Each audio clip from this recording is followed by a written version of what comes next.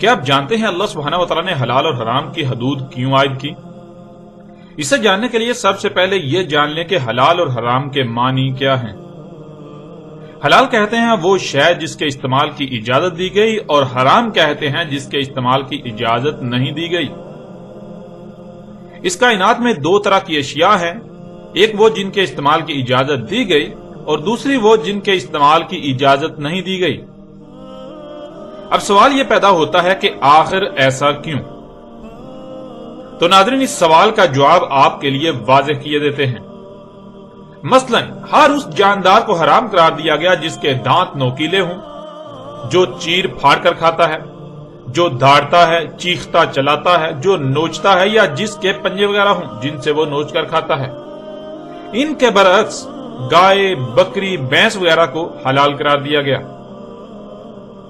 یہ دونوں اقسام کے جانور بالکل متضاد خصوصیات و خصلتوں کے مالک ہیں۔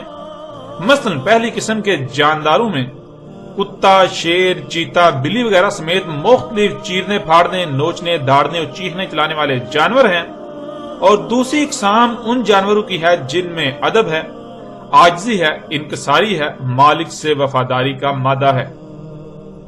پہلی اقسام کے جانوروں میں سے اگر آپ نے کوئی پالا ہوا ہو اور وہ بھوکا ہو، آپ اسے کھانے کو نہ دیں تو وہ مالک سے بغاوت پر اتر آئے گا، یہاں تک کہ مالک کو ہی چیر پھاڑ ڈالے گا۔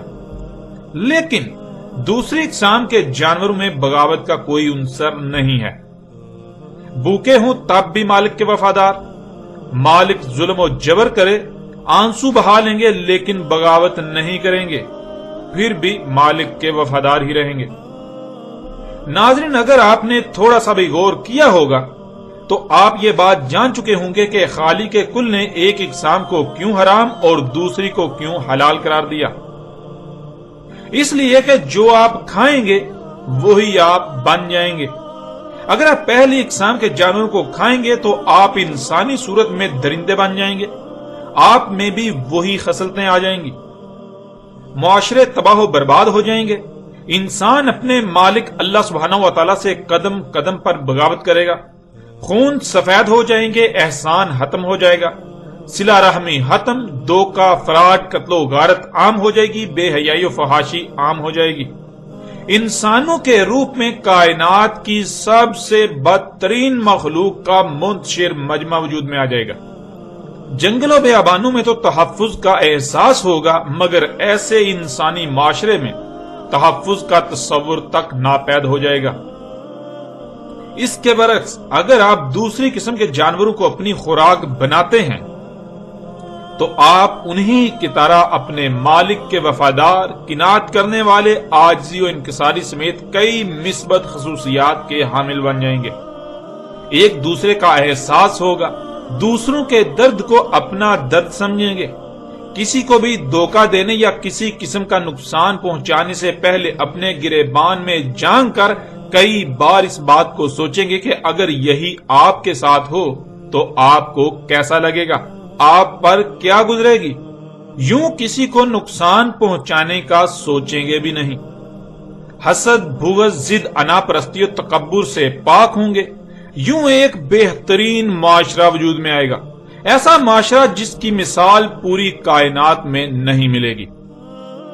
یہاں ایک اور اہم بات کو جاننا بہت ضروری ہے کہ ان دونوں اقسام کے جانوروں میں پائی جانے والی خصوصیات و خصلتیں ان کی اپنی نہیں ہیں، بلکہ یہ خصوصیات و خصلتیں اس مادے میں پائی جاتی ہیں جس سے وہ وجود میں آتے ہیں۔ مثلا جس مادے سے کتا وجود میں آتا ہے، اگر اسی مادے کو بکرے کی خوراک بنا دیا جائے تو بکرے میں کتے کی خصوصیات و خصلتیں ظہور پذیر ہوں گی۔ اس کے برعکس جس مادے سے بکرا وجود میں آیا، اگر اس مادے کو کتے کی خوراک بنا دیا جائے تو اس کتے میں بکرے کی خصوصیات آ جائیں گی۔ اس لیے اصل اہمیت اور حیثیت اس مواد کی ہے جس مواد سے رزق وجود میں آتا ہے۔